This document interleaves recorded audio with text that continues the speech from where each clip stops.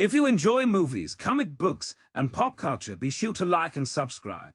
Hello, ladies and gentlemen, and welcome to the REC Podcast, brought to you by REC Comics and Collectibles. I'm your host, Roman Chavez, and with me as always, Erik Icarus. Erik! What's up, man? You can find us on the gram at REC Podcast. You can follow myself at Roman REC Podcast. You can follow the shop at REC Comics, or you can check us out at 7679 North Union Boulevard in Colorado Springs, Colorado. And with us on the ones and twos, Big Tuna. Market Fresh Tuna. That's me. Yeah, that's it. There you go. That's it. I just wanted a little bit of a response. Erik, how are you doing today, buddy? I'm good, man. How are you, dude? Good, man. Good. Just getting work done. We are in the countdown to Free Comic Book Day, which reminds me, May 6th. Make sure you're here. What day is it? May 6th, Saturday, May 6th. I told you months ago. Get it off of work, you son of a gun.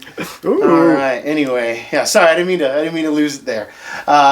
Big Tuna, you are with us this week. We are back in full swing. How are you, my friend? I'm doing pretty good. Just a lot of stuff, a lot of news hit this weekend. March Madness wrapped up.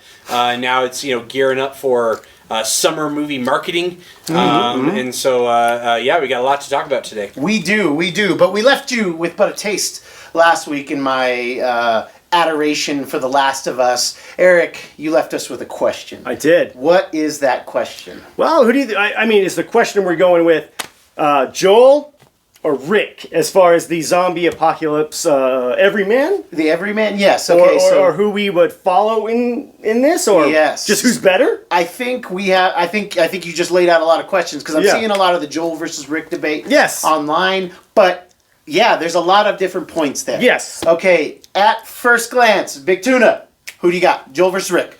If I had a knee-jerk response, I would actually lean towards Joel. That's what I was hoping for. Okay. And part of that really just kind of has to do with the fact that while both the series adaptations of The Last of Us and The Walking Dead really lean heavily into the human threat in these post-apocalyptic universes, I think that we maybe it's recency, I guess, because it's fresh in everyone's mind with Joel and The Last of Us, but like he's the guy that I would trust if I needed my family to be safe. If I needed, to get from point A to point B, Joel be the one I'd want to go to. So he'd be my first pick. I will also say though, that's not to say that Rick doesn't have some advantages. I do think each of them kind of brings something to the table. But yeah, if I had to pick one or the other, I think my first response would be leaning towards Joel. Oh, okay. Interesting. I was hoping for that because if I know my best friend here, go for it. I will just say. No, I'm not trying to take anything away from Joel because we haven't seen enough of him. Yeah, we only have gotten one season of his character, and then I guess the video game. Yeah, 2 video games. 2 video games. Are they working on a 3 right now? I don't believe so. Okay. I mean, I guess they both have characters existing in different canons. Yeah. So we have the comic book for Rick, and then we have the video game for Joel. But on screen basis alone, got to go with my man Rick because he's had more adversity thrown at him, and he keeps coming out on top. Yeah, and not only does he have to contend with a lot, with the infected, but there's a big bad every season for him. Yeah, I haven't seen a lot of Joel's big bads yet. Sure. So and Rick just gets the job done. He does, and he looks killer in that Stetson hat, man. I mean, you're right in the hat versus no hat category. Yeah, Rick Grimes, baby. That's right. I was really hoping, like my pre-plan for this was really hoping that Jordan was going to kind of lean the Joel way. I kind of lean the Rick way. I knew Erik would to an extent, but I think Jordan hit on a really interesting point where I think if you break it down in a couple different scenarios, I think if you're trying to get from one place to another, I would like to go with Joel. Okay, why? Because he seems to know the terrain really well. Whereas, so if I'm looking back to, because you can't even really look back to season 1 of Walking Dead versus season 1 of Last of Us, because at the point of season 1 of Last of Us, it's been 23 years. Sure, so we can assume he's survived this long. So he clearly knows what he's doing. Right. But I think he's more about staying in one spot almost. Not even staying in one spot, but Rick is about like building community and growing outward. Sure. Whereas Joel seems to be like a little more nomadic. Yes, yeah, he can get you there. Yeah, you're not worried about him like staying alive that day. Sure. Yeah, as long as all things being equal, if he's just got to survive, he's going to be able to survive that day. But I think that we see in Joel that he loses his humanity a bit. He loses his ability to care, except for Tess. And obviously his brother, but he finds hope in this. Whereas Rick kind of didn't lose hope. No. Rick really did keep the whole thing together. Right, even with losing so much. He lost children late in the show. So, but I think if you were like, Joel, find us a spot, Rick established a spot. Right. I think that's where the difference. Now, if we're talking hand to hand, mano a mano, who are you going with? Mano. I think I'll have to give it to Rick because he's a little younger. Sure. And he's got police training. He knows how to whoop on a minority. Exactly. Oh, yeah. So he's got special training for fighting Hispanic folk. Yes. Or Spaniard. Is he a Spaniard? Some kind of Spanish? Yeah. I think he's some kind of Spanish, Eric. But yes, it was. I have loved the debate online. I give the edge to Rick because Rick still had his compassion, and even though he's brutal, it's not always the first choice. No, it's not. No. But in a world like that, is that the best choice? Do we have to maybe roll with Joel and thinking, okay, well, survival of the fittest, sorry. But you're not going to roll with Joel. That's the thing. That's what I'm saying. He knows how to cut ties. Yeah. Man. But if we're trying to build a future for the future, Eric, we need somebody like Rick to establish maybe maintain law, as he's, that's what his job was. Do we know what Joel did in the past? He was like a construction worker. Okay, so he was just right up. Just really lining it up. That's kind of cool because then he has the wherewithal to kind of like do plotting. Yeah, like this is perfect. We put a building here, and this could work out. Why don't we do a crossover? Yeah, crossover. They should do a crossover game. That would just kill it. Interesting. So hand to hand, you got Joel or Rick? Oh, I want to take Rick on that. Rick, yeah. Big Tuna. So I would give the edge to Joel, and the reason I would give the edge to Joel is because if I had to find somebody that I would draw a line of similarity between these two universes, I would say that The Walking Dead's Joel was Shane. And I think that both of them have a role in society. We see throughout The Walking Dead, you establish a community, and it goes well until it doesn't go well. And that's kind of the time where you need a Shane or you would need a Joel to step up. It's interesting because so much of the show, The Walking Dead, it's this prolonged story, and they mostly stay kind of in like the Gulf region up into like Virginia, like the Carolinas. Like there's a lot of regional location for the characters, but in the Last of Us, it's like, in the next episode they're halfway across the country. Using that Game of Thrones teleportation technique. Exactly. Way of travel. So I think when it comes to the pros and cons of both, I think a lot of it comes down to what the need is. If the need is to get Judith to safety from Negan, it's going to be your Joel. If the need is to get ground under you to build up, whether it's the Commonwealth or whether it's some kind of stable society, I think Rick is the leader that people would look to. I think Joel knows that too. I think in his world, Joel isn't somebody who's looking for the top position. I don't think he's looking for leadership, which is good. And sometimes those are the people that need to be in those leadership positions, because we saw in The Walking Dead what happens when you get a soft politician like person up on Hilltop who will pretty much do anything to stay in power.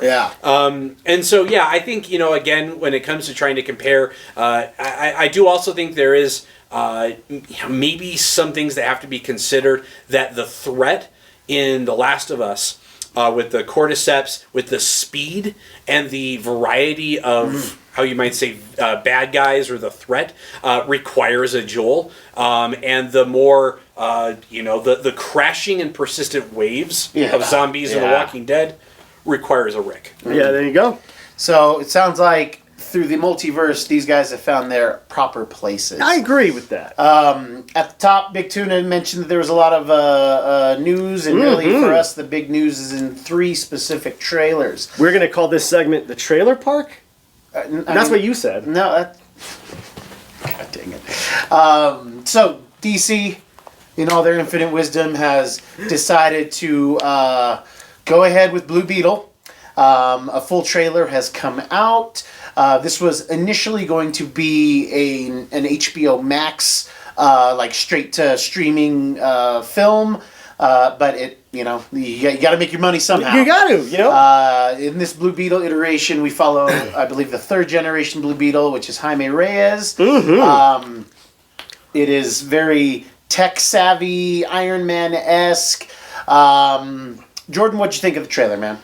As somebody totally cold, you know nothing of Blue Beetle. Yeah, totally cold. I couldn't tell you much of the lore. I know there's some Blue Beetle Booster Gold stuff out there, but what I will say is, as Joe superhero fan, watching the preview, I didn't feel any excitement. I felt no butterflies. I felt no beetles, and it just. The whole time I was watching the preview, I was thinking to myself, I have seen this done better before. Yeah. And if that's the situation, you're not going to bring in... That doesn't cast a wide net.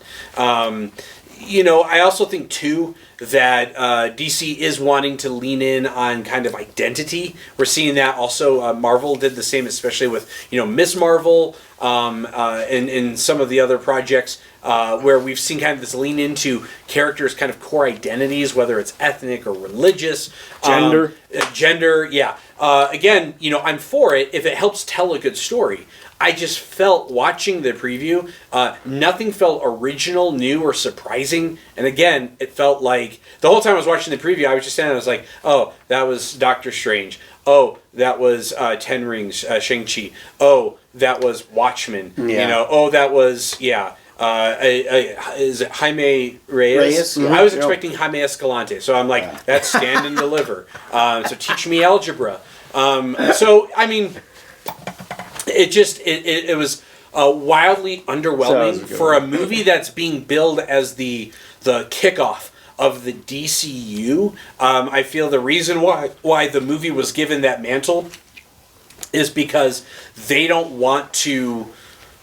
I think DC is worried that maybe what people kind of saw as the writing on the wall with Black Adam, where it's like, it feels like this iteration of the universe is dying, so are people going to turn out? Well, if James Gunn is out there ringing the bell, you need to see Blue Beetle, it's the kickoff of the DCU Gods and Monsters, and these things, we're still getting Aquaman after this. But if it's being billed as this kickoff of the DCU, they're not going to come out and say, go see this movie that is a dead end, because we're rebooting the universe, and there's not going to be a place for it. So it feels like maybe the calendar has forced them into trying to push and market this movie that doesn't feel... It has almost no interest to me, in the same way that I felt very apathetic about Shazam. And I will tell you that most of the Blue Beetle trailer will make you feel like you're watching Shazam again. Good point.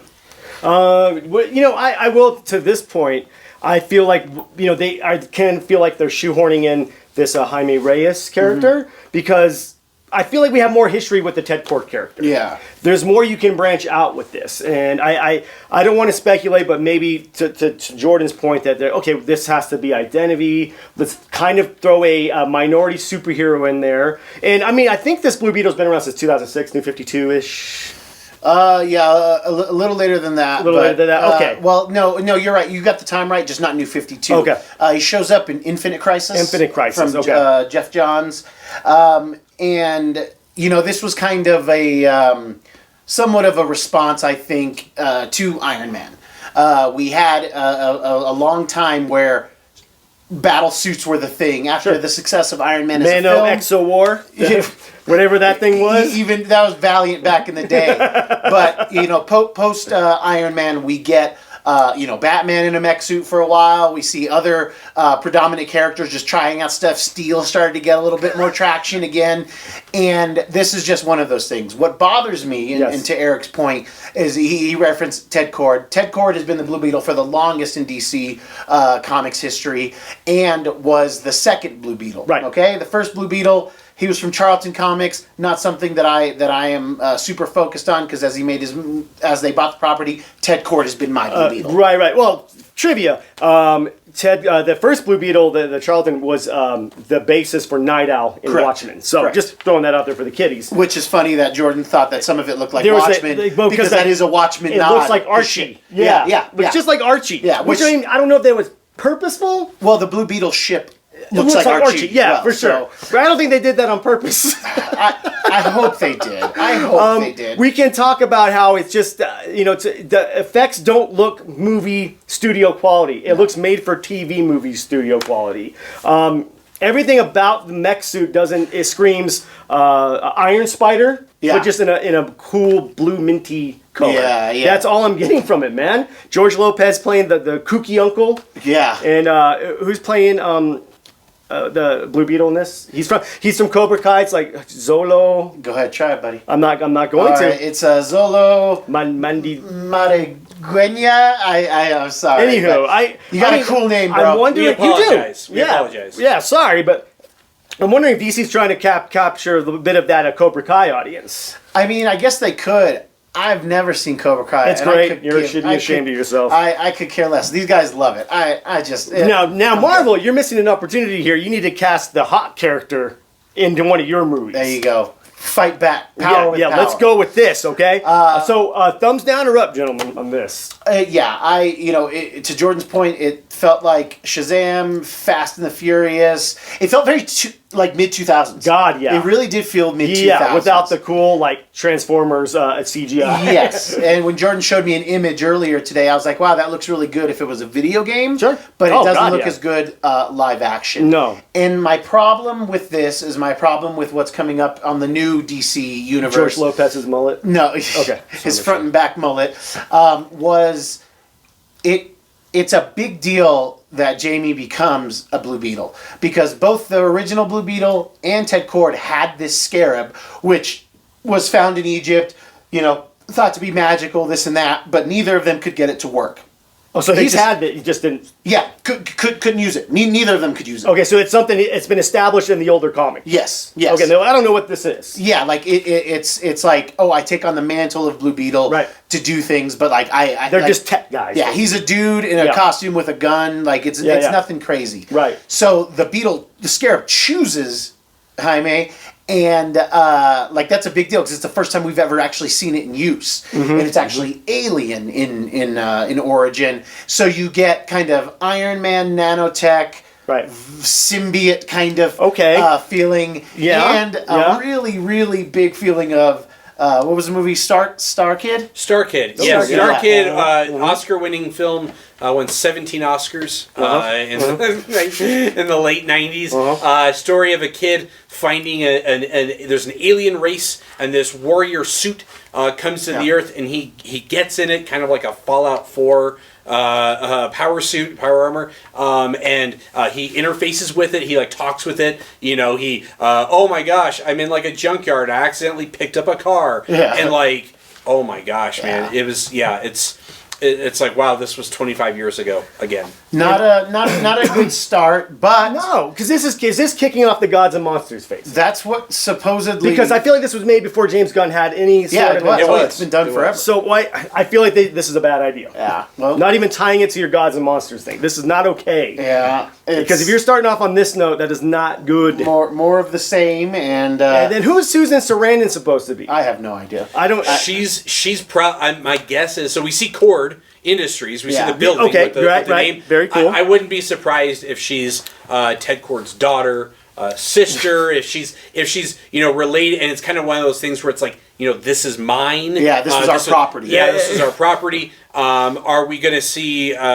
With these movies, the super villains, the bad guys, are usually power equivalent or power level similar. I don't think we're going to see Blue Beetle just mowing through just faceless troops. Yes, there's going to be they're shooting guns at him and he's doing cool stuff or whatever. But are we going to see other, like maybe him having this tech will awaken other tech and these things? But again, it just feels small stakes, small potatoes. It doesn't clarify a villain or like an antagonist. And it's a 2-minute trailer. Yeah, they could have put a lot in there. Yeah. They just put a lot of garbage. I will go see this if I find out that he just punches, the Susan Sarandon character's face. Like if he just fights an old woman, take my money, turns her into menopause woman, basically. Just punches her till her uterus falls out. Oh my god, that's a weird fight maneuver. And that sword scene was stupid. Yeah. That looked so ridiculous and dumb. And are we just going to gloss over the fact that George Lopez said Batman was a fascist? Are we just glossing over that?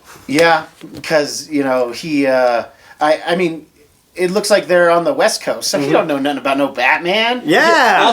Also, is this like a DC universe where like Frank Miller exists? Because maybe you could make the argument. Sure. But like, I mean, again, it's one of those things where it's like, I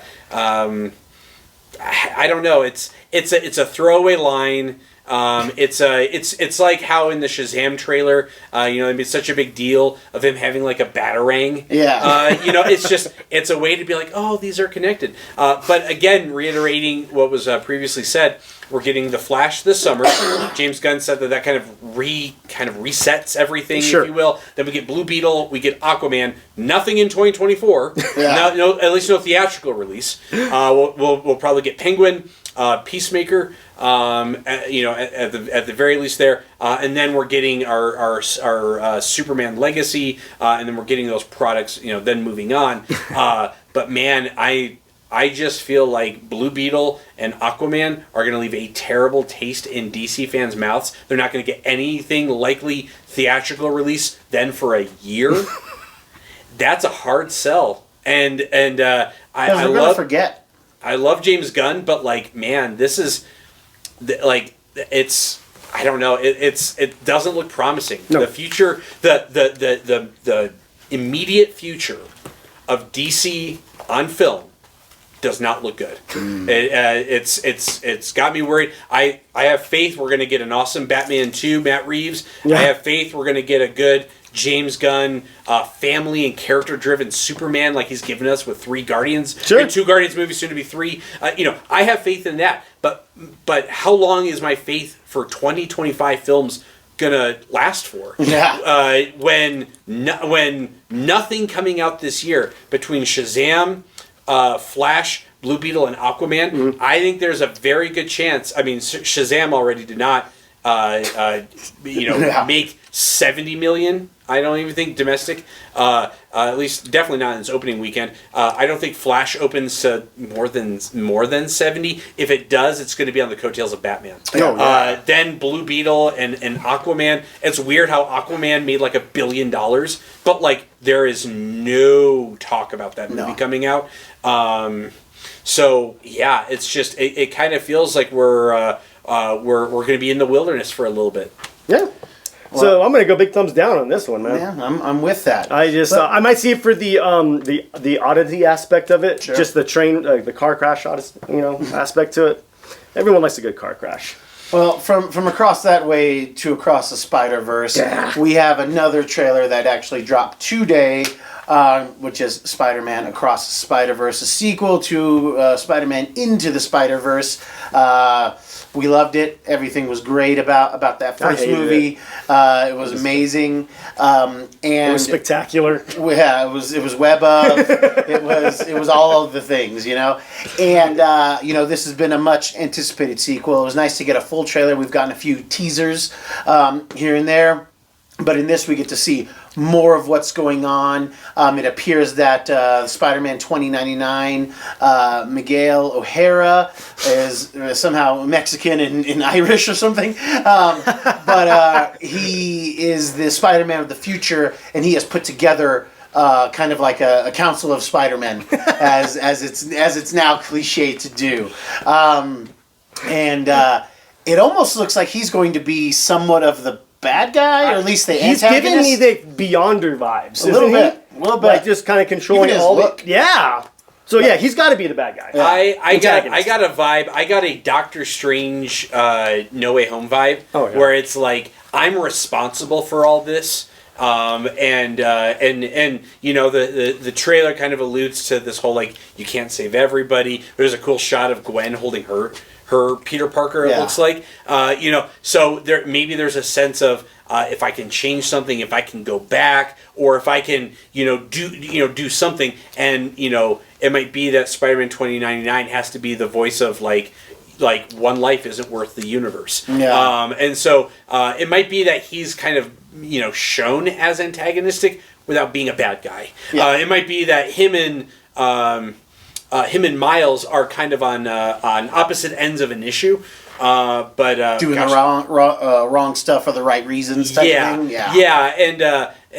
But yeah, I love me Oscar Isaac. The only complaint I had is there's a few moments in the original Into the Spider-Verse where we get kind of that zany, crazy, like these universes are colliding. I do love the art style, but so much of that just everything clashing together. Half of the 2-minute preview is that, and it was just a little overwhelming.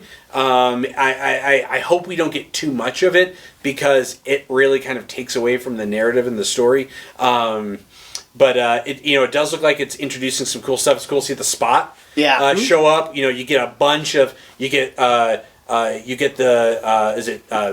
Ben Parker.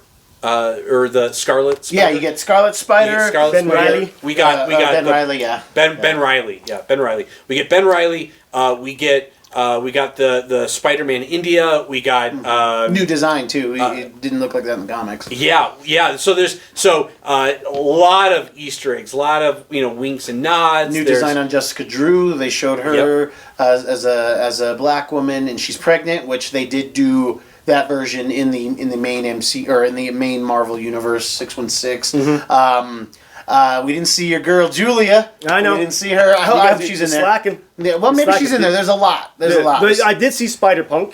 Yep, Spider-Punk. It looks like Spider-Punk, Jessica Drew, Spider-Man India, Miguel O'Hara are going to play significant roles or at least be around. Like they're going to be the new team from how the first one had their little core. Yeah, because I don't think Noir is going to be in this. No Spider-Ham. I think Spider-Ham is. He is, okay. I think he is, but I don't think they're going to have the quite the prominent role right. that they did. Yeah, I think they're going to shift focus to these other ones for a bit.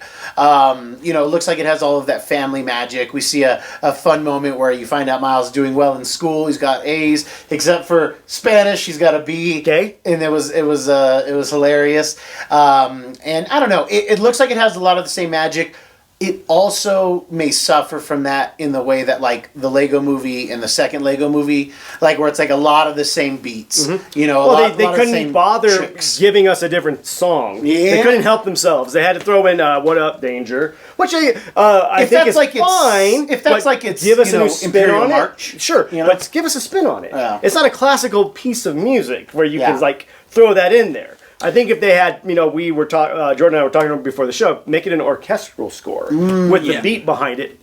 Switch it up. Which I think could work because we already know that this is now the second of 3 planned movies. That's true. We are going to be getting a Beyond the Spider-Verse. And so I wouldn't be surprised if this movie does, end with a pretty sizable cliffhanger or something. Yeah. They could do some really cool stuff. There is an allusion, a reference to the live-action MCU with Spider-Man 2099 referencing Doctor Strange and that little dorky kid, and so that fun little wink and nod to the existing universe.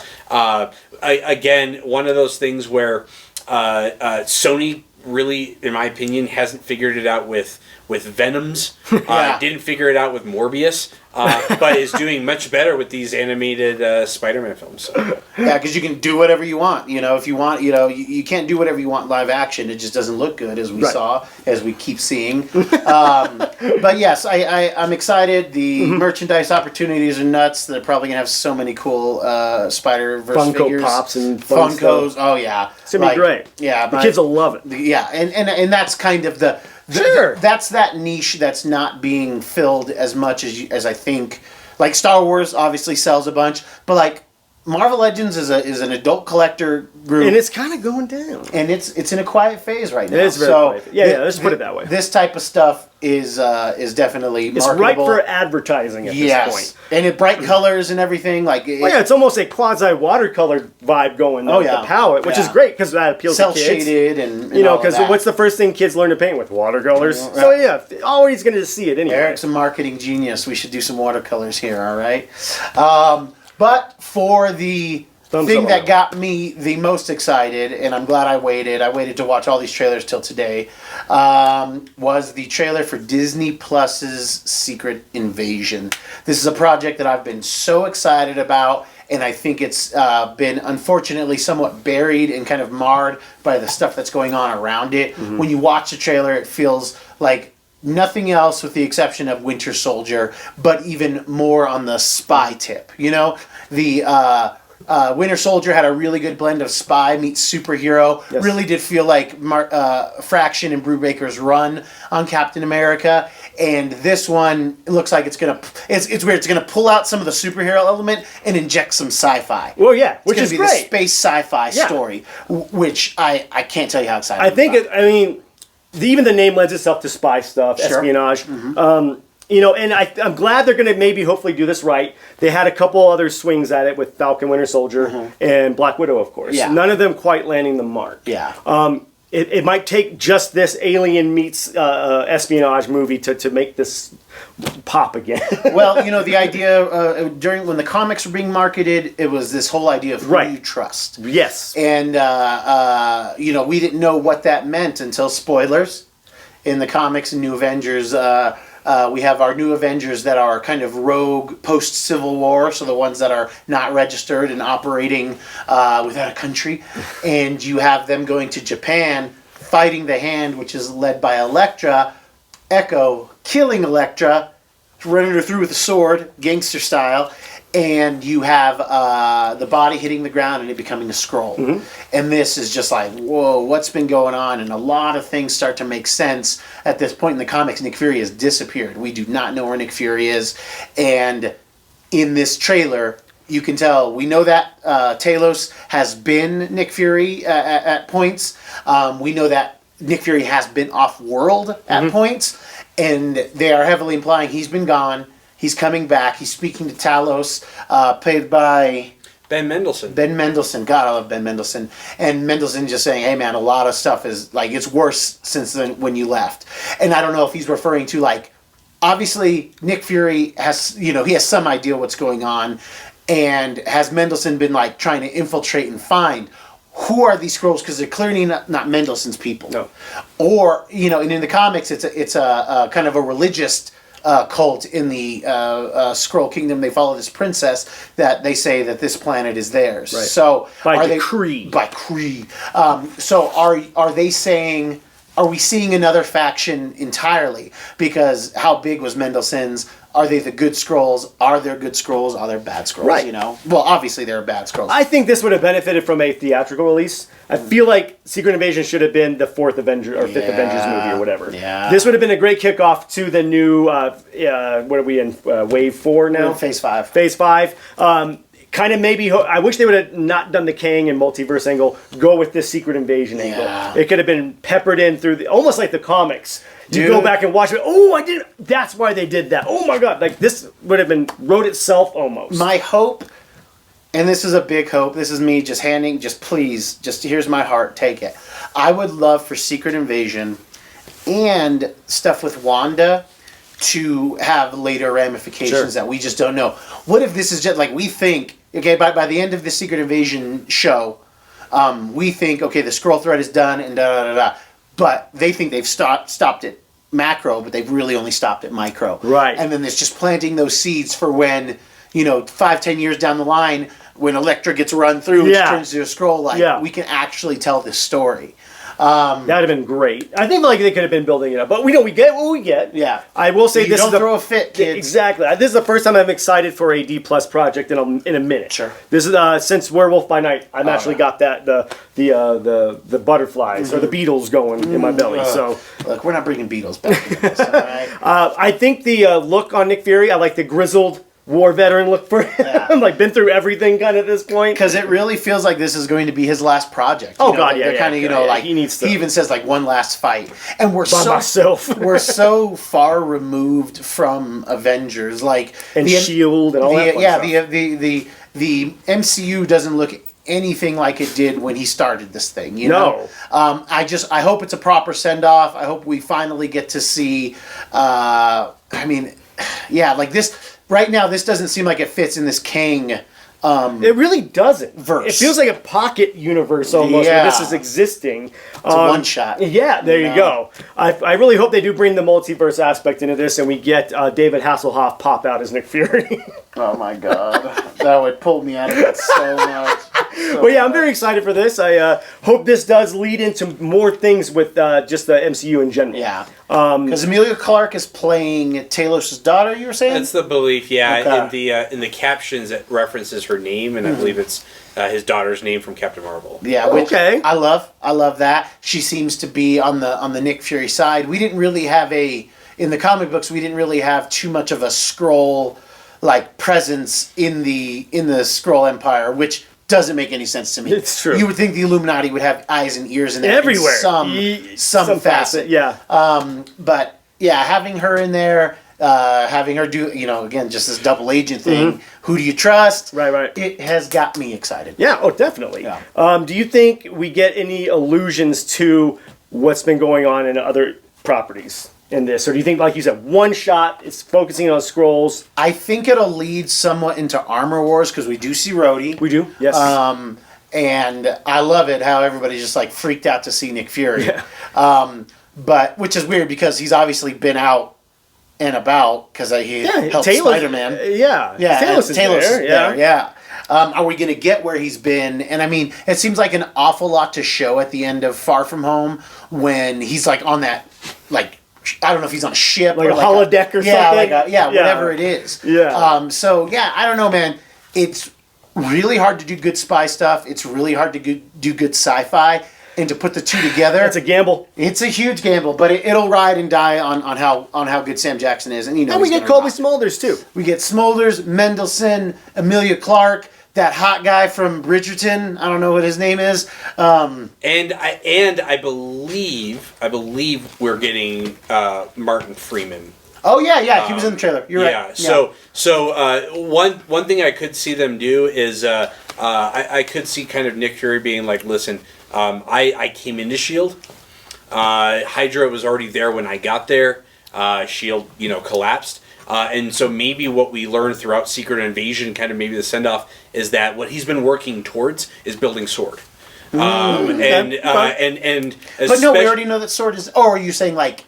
Okay, I'm sorry, please continue. Okay. But what we then see is that this focus on extraterrestrial threats with Secret Invasion play out, and then that gives us a mechanism. It gives us something like S.H.I.E.L.D., an infrastructure. Yeah. That then the MCU can move forward with. Because it almost felt like after S.H.I.E.L.D. fell, it's like, what filled the gap? Yeah. Damage control? Yeah. Like, so there needs to be something. And it needs to be more than just a team of Thunderbolts. But Sword is something that can have a wide, reach across the MCU. And I think it'd be cool to see its genesis play out through the story. And I wonder if they would even be as bold as to just try to reestablish S.H.I.E.L.D. I think we're moved past it. I like the Sword idea because I do like the Sword idea. But we know that Sword is already established. Right. Has he been establishing? Right, and we can play in with Guardians because with that reach with the Guardians, sure. Like they're agents of Sword. Oh my God! Yes, I love it. But I don't know. Yeah, I'm excited for that. That's the only. I kind of excited for Spider-Man Across the Universe. It looks a little too oversaturated for me, but it's probably going to be good. Something that we should point out too is there was an allusion to Super Skrull-esque things. I don't want to see the Super Skrull now because it's so Fantastic Four heavy, like completely Fantastic Four heavy. But we do see some Skrulls, and it almost looks like they have Groot's like tree ability. Yeah, exactly. And in Secret Invasion, we have Skrulls not just impersonating, duping powers. Yeah, duplicating powers. They're on members. They're on teams. And right now, we don't have enough teams for it to matter. No, everybody's so fractured at this point. Yeah, we don't even have an Avengers team at this point. No. So, But that was an interesting look. I mean, we're going to get a bunch of scrolls. We know that there's going to be a bunch in here. There's that scene in the room with all the guys who look the same, and you're just like, how deep does this go? And are they willing to take it as deep as it needs to? Well, you know, I'm kind of shocked, and maybe they're not going to do this anymore, but you know how they were setting up the Kree to be the bad guys. Yeah. And the Skrull to be the sympathetic race. Yeah. Do you think they're even going to do like a collision of these? They did mention it kind of heavy in Captain Marvel. Yeah. And they just kind of never circled back to that. Because by the time we get to Guardians, the Kree and the Xanadarians have signed that peace treaty. Right. So something has already taken place that has weakened the Kree. Sure. And I think initially that 20 years or so that Captain Marvel's in space, that was supposed to fill in there. But now that we've changed direction... Yeah, that's right. A lot of things are different. Yeah. So where we started is definitely not where we're ending up. No. But I mean, that's always been the case with the MCU. Oh, yeah, you got to pivot. And lest we forget, two things. There is a possible allusion to the Kree in the Miss Marvel series. That's true. There's the bangle. severed hand, the blue hand. When the bangle was discovered. Also, we're getting the Marvels. Yeah. There's nothing known about it. They have yet to release. I'm not kidding. Like they released a poster, but there's been no other marketing for the movie. And it could very well be that we get more Kree stuff. We get more explanation. You know, more symmetry with the storyline coming up with the Marvels. So. Could be that some of those questions, will be answered in some ways, and we'll see how that plays out down the road. What a week, kids! What a week! You know, Marvel. You got Marvel, Sony. You're weak. Were you once tough, Eric? We got a Marvel, Sony, a Marvel, Disney, and a DC, baby, and a DC Afterbirth project because we're not that excited, kids. But that's our show. If you like what we're doing, please hit that subscribe button. Let us know what you think below. What was your favorite comic book trailer drop of the week? Because we were, again... The trailer park, right? Yeah, the trailer park, yeah. The park segment. of trailers. The generic statement.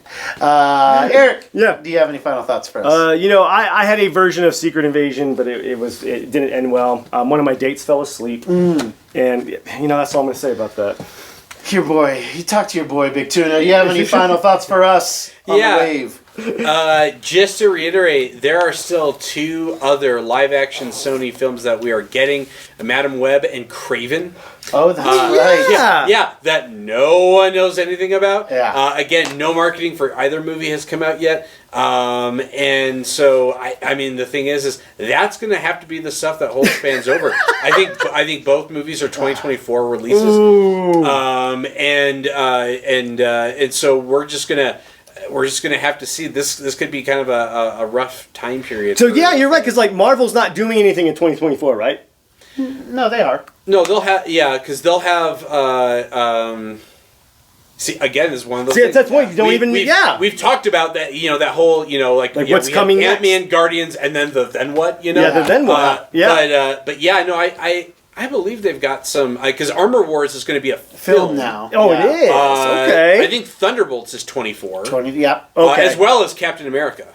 I think. New World Order. Yeah. So but the thing is if the belief is that DC is trying to close the gap with Marvel, Marvel's got enough products that can be hits. Yes. That DC's going to be further behind.